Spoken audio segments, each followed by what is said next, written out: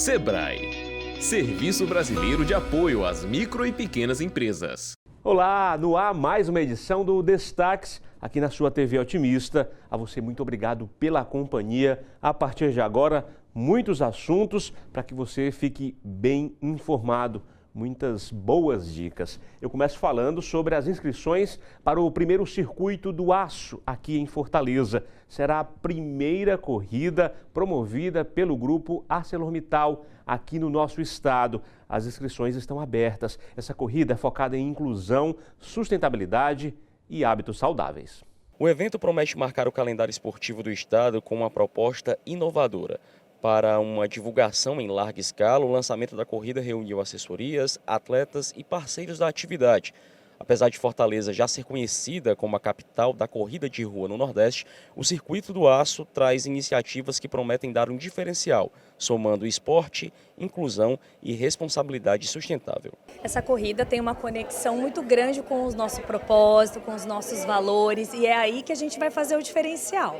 A empresa ela acredita no bem-estar físico e mental, e além disso a sustentabilidade. Então a gente está fomentando essa corrida, Circuito do Aço ArcelorMittal, e trazendo essa sustentabilidade para que seja uma corrida com carbono neutralidade e zero geração de resíduos. Então a gente está trabalhando muito com as assessorias, com os atletas, trazendo essa conscientização para que isso seja um legado para próximas corridas e que a gente tenha essa sustentabilidade presente no esporte. Ao todo, serão 7 categorias para atender um público bem diversificado, desde pessoas que terão a sua primeira experiência com corridas de rua até atletas bem experientes. E por falar em participantes, são esperadas mais de 2.500 pessoas no primeiro Circuito do Aço em Fortaleza.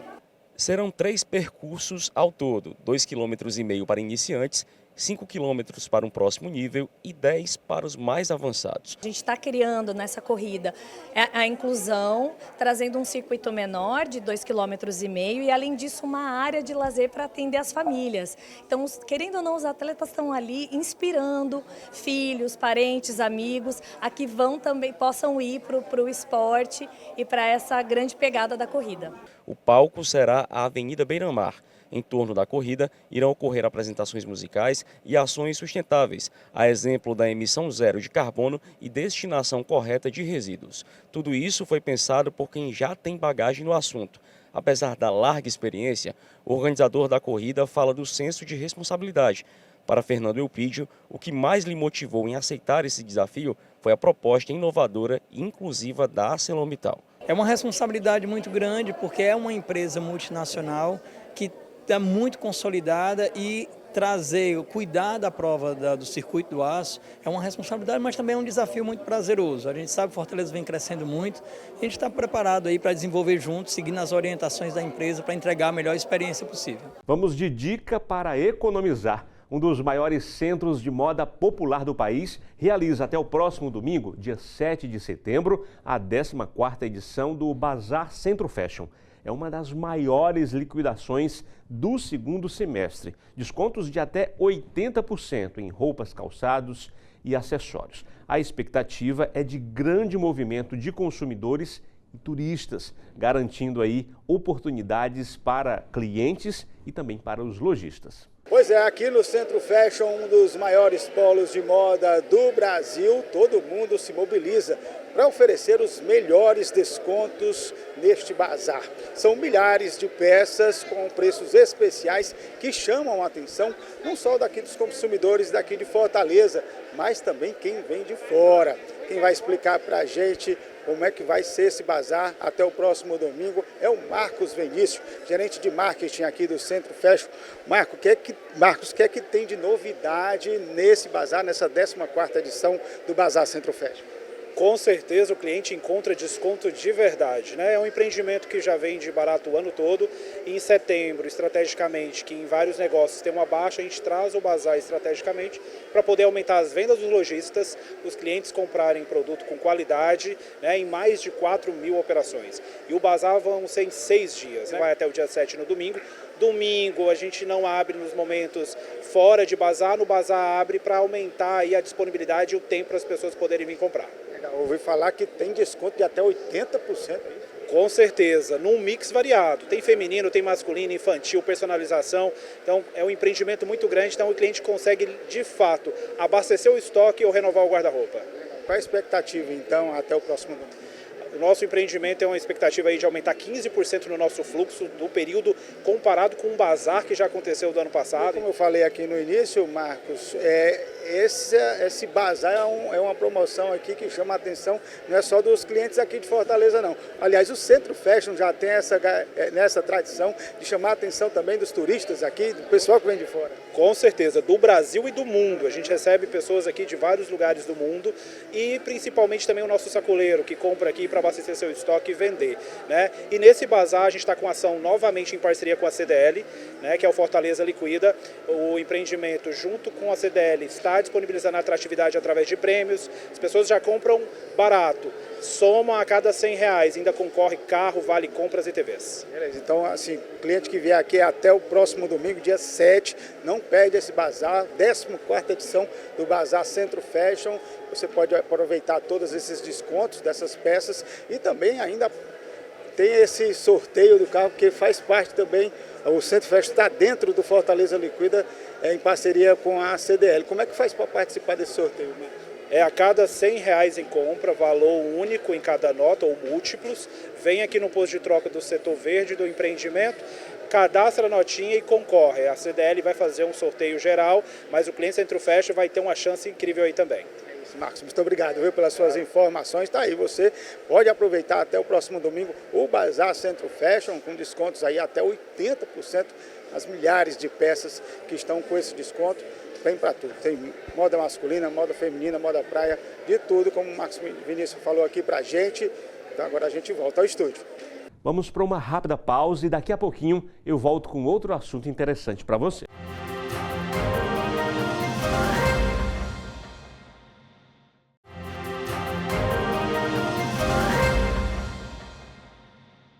O destaque agora é saúde. O câncer de pulmão segue como uma das principais causas de morte por câncer aqui no país, uma realidade muito difícil. Segundo o INCA, mais de 30 mil novos casos são diagnosticados todos os anos aqui no país. A doença costuma ser descoberta em estágios avançados, o que infelizmente dificulta o tratamento. O tabagismo é responsável por mais de 80% dos casos. Infelizmente, continua sendo o principal fator de risco. Muitas vezes silencioso, o câncer de pulmão é uma doença que costuma dar sinais somente quando já está em uma fase já avançada. Por isso, é preciso estar atento a alguns sintomas, como a tosse persistente, dor no peito ou falta de ar. Para a gente saber como é que é feito o tratamento, como é que é feita essa prevenção do câncer de pulmão, a gente vai conversar agora com o doutor Francisco Neto, ele que é cirurgião torácico. Doutor, quais são os fatores de risco? A gente está falando de umas doenças mais mortais, né? Um tipo de câncer mais mortal aqui no Brasil. Olá, Tiago. Olá, telespectadores. Na verdade, o câncer de pulmão, o principal fator de risco continua sendo o tabagismo, né? O cigarro, o ato de fumar. E também tem outros fatores relacionados, hoje em dia, muito em voga a poluição. Mas, assim, 85% dos casos continuam estando relacionados ao cigarro, ao tabagismo. E aí, como é que faz com relação assim? O tabagismo, a gente sabe que é o principal fator de risco, né, nessa situação, mas o senhor acabou de citar aí essa questão da poluição, né? Como é que se faz, então, para você se prevenir com relação a isso? Usa máscara? Como é que faz? Não, em relação acho que o fator principal a ser prevenido é o tabagismo, que ele é o maior relacionamento, né, de causa e efeito. Então, o fato de você parar de fumar vai fazer com que você diminua as chances que você tem de ter um câncer de pulmão. O paciente tabagista ele pode chegar a ter 60 vezes mais chance de ter câncer de pulmão do que o paciente que não fuma. Em relação à poluição, está muito relacionado às grandes cidades, né? Cidades na China, no Japão. Aqui no Brasil você tem menos, mas está também crescendo bastante o número de pacientes que não fumam por conta da poluição. Mas aí se prevenir através de você evitar áreas que têm uma grande poluição de carro, né? De indústrias, né? Agora, quando a gente fala em tabagismo, doutor, é importante dizer assim que isso afeta não só quem fuma diretamente, né? Também tem um fumante passivo. Isso é uma problemática. Exatamente. Não só os pacientes que fumam diretamente, mas aqueles pacientes que convivem com o tabagista ativamente, diariamente, eles também apresentam um fator de risco aumentado. Não tanto quanto quem fuma diretamente, mas mais do que a pessoa que não tem esse contato com o tabagista. Por que o câncer de pulmão é tão relevante aqui no Brasil, doutor? Na verdade, o câncer de pulmão é o câncer que hoje é se tornou o mais prevalente e o que tem a maior mortalidade em todo o mundo. No Brasil, ele é até a terceira causa em homens e mulheres, indo para a segunda causa, mas no mundo ele já é a primeira causa, tanto de incidência como em mortalidade. A maior parte dos pacientes morrem com o diagnóstico de câncer de pulmão. Essa questão de ser silencioso, de dar sinais assim somente quando já está em fase avançada, é um dos fatores que levam a essa mortalidade tão alta? Exatamente isso. Os pacientes eles confundem muito os pequenos sintomas. Né? Você tem um paciente tabagista que ele tem uma tosse. Poxa, ele já teve essa tosse a vida inteira. Então agora, mas a tosse ela mudou, ela está mais cheia, ela tem um escarro com sangue. Então isso é um sinal de atenção para que ele procure um médico. Uma falta de ar, uma dor torácica. Mas a maior parte dos pacientes só vem apresentar sintomas quando a doença já está na fase mais avançada. Então, os pacientes que eles não têm sintoma, eles estão na fase inicial, mas eles também não procuram assistência, apesar de a gente ter hoje formas de rastreamento para câncer de pulmão. Então, todos aqueles pacientes que fumaram ou fumam, né, e tem entre 50 e 80 anos, fumaram mais de uma carteira de cigarro por dia ou uma carteira de cigarro por dia durante 20 anos, que a gente chama de um maço ano. Então, 20 maços ano.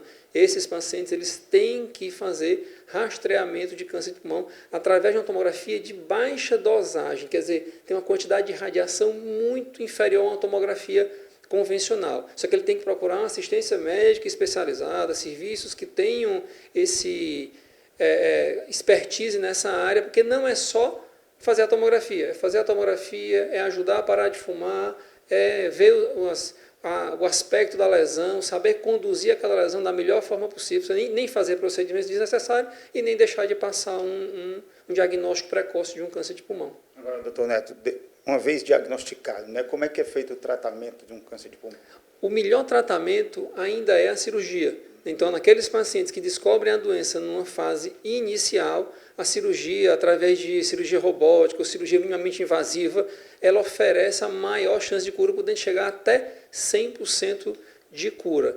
A gente evoluiu muito nos tratamentos não cirúrgicos também. Então, a gente tem hoje, a oncologia ela evoluiu demais no câncer de pulmão e a gente tem 2 tratamentos muito efetivos. Tratamento que a gente chama de droga-alvo, um tratamento alvo dirigido. Você tem uma mutação específica e você usa um medicamento específico para aquela mutação. Esses medicamentos às vezes são orais e têm um efeito extraordinário. Realmente tem umas respostas extraordinárias em termos não tanto de combater a doença como de sobrevida do paciente. O paciente ficar vivo muitos anos. Temos também uma outra arma que é a imunoterapia.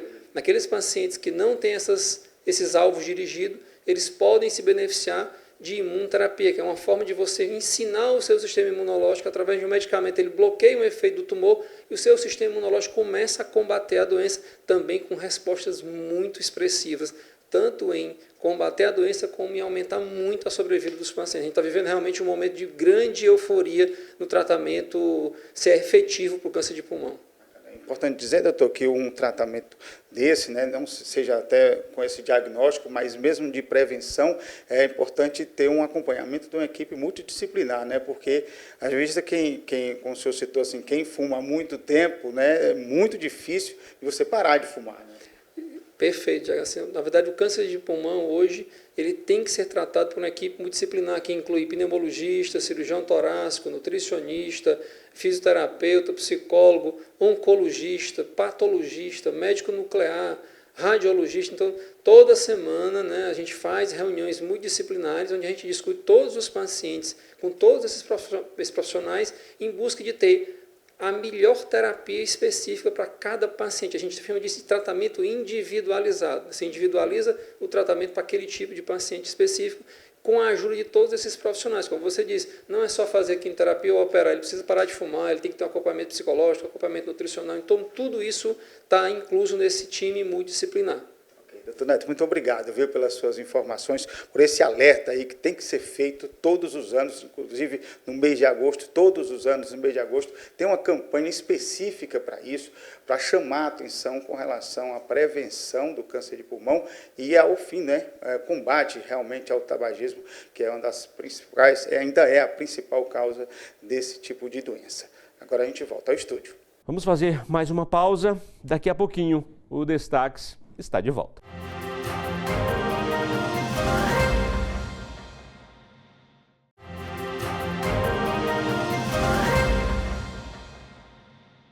Ambiente de trabalho sadio é sinônimo de colaboradores que se engajam e produzem mais. É o que dizem especialistas que trabalham com o tema saúde mental. É preciso cuidar da saúde mental no ambiente corporativo e isso é uma ação estratégica de gestão. Sobre esse assunto, eu conversei com Paula Dantas, uma especialista em gestão de pessoas. Paula, obrigado pela sua presença aqui no programa. Já começo lhe perguntando como é possível o gestor realmente deixar esse ambiente saudável, prevenir o que pode, infelizmente, acometer os colaboradores. Seja bem-vinda. Muito obrigada. Vamos iniciar falando de um assunto muito importante. Nós estamos já no Setembro Amarelo, onde o marketing ele utiliza muito esse mês. Porém, esse mês é pontual. Ele é a prevenção de suicídio, mas o que a empresa está fazendo durante os 12 meses, porque a saúde mental, Denis, ele é estratégico da empresa. Então, o que eu como empresa, o que você como empresário está fazendo para que eu comece a ter essa estratégia de saúde mental? Se eu cuido da saúde mental, eu tenho uma performance maior, o turnover diminui, a assiduidade, a entrega aumenta.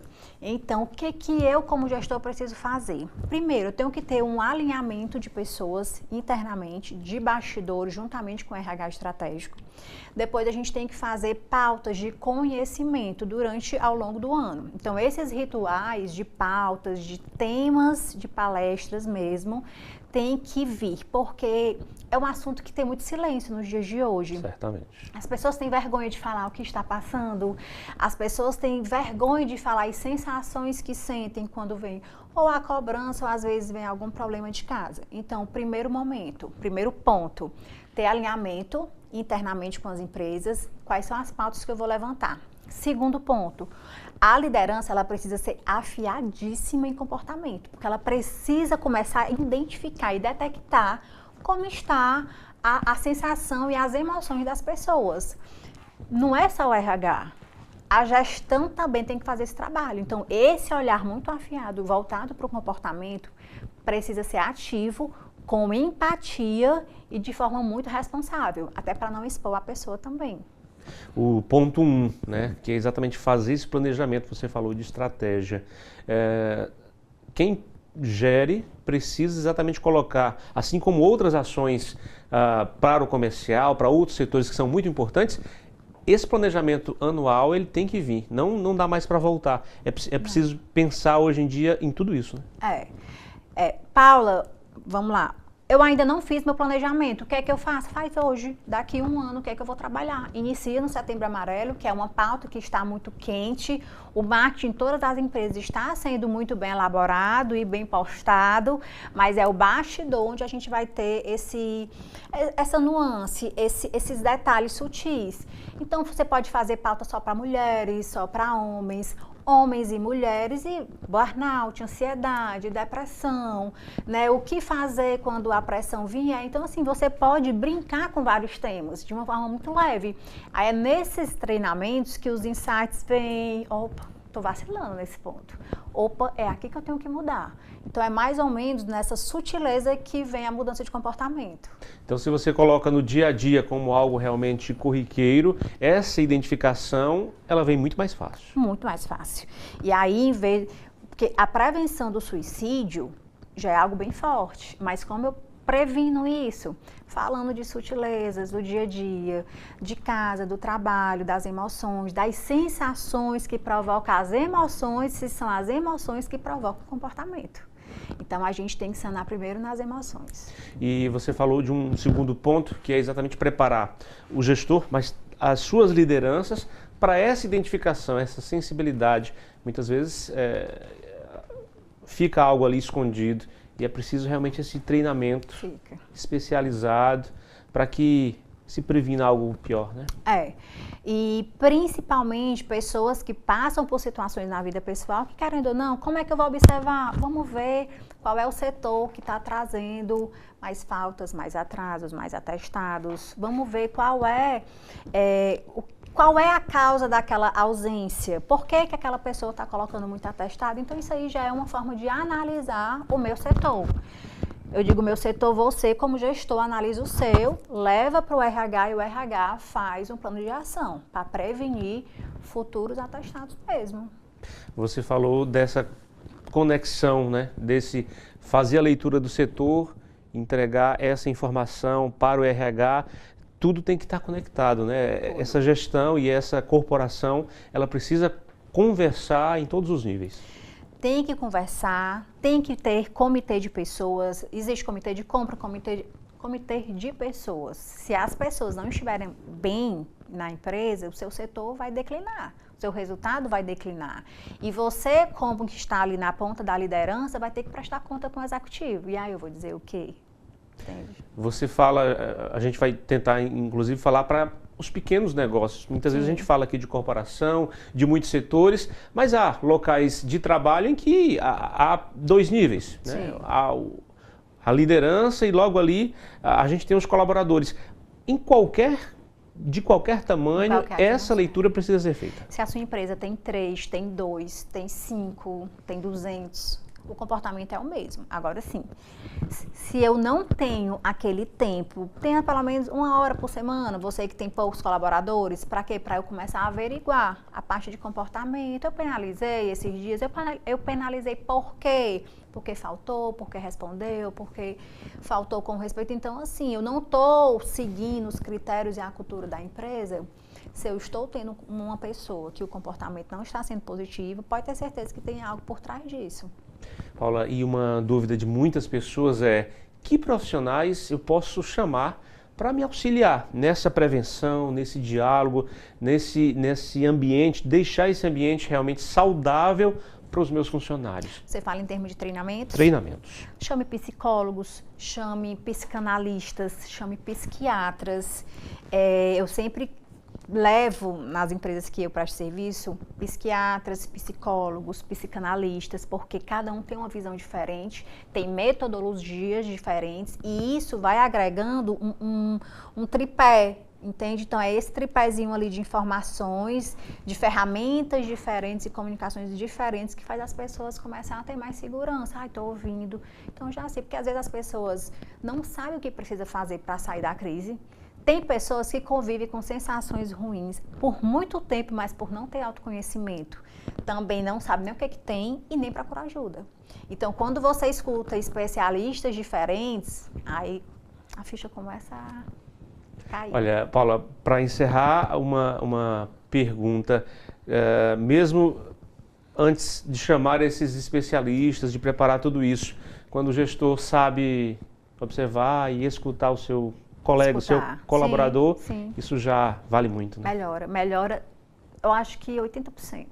80% de uma escuta com empatia, escuta ativa e de respeito vai melhorar o setor, porque a pessoa se sente importante naquele setor, a pessoa vai ter um ambiente seguro tanto de falar e não ter medo quando falhar, porque a gente falha, a gente é ser humano.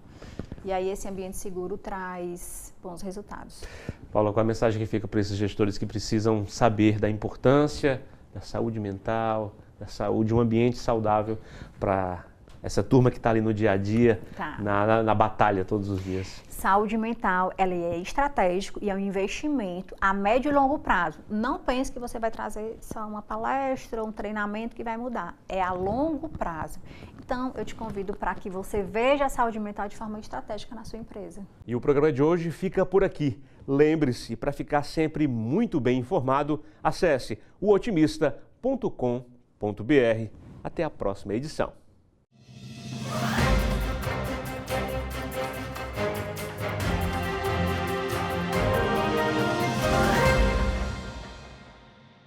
Sebrae, Serviço Brasileiro de Apoio às Micro e Pequenas Empresas.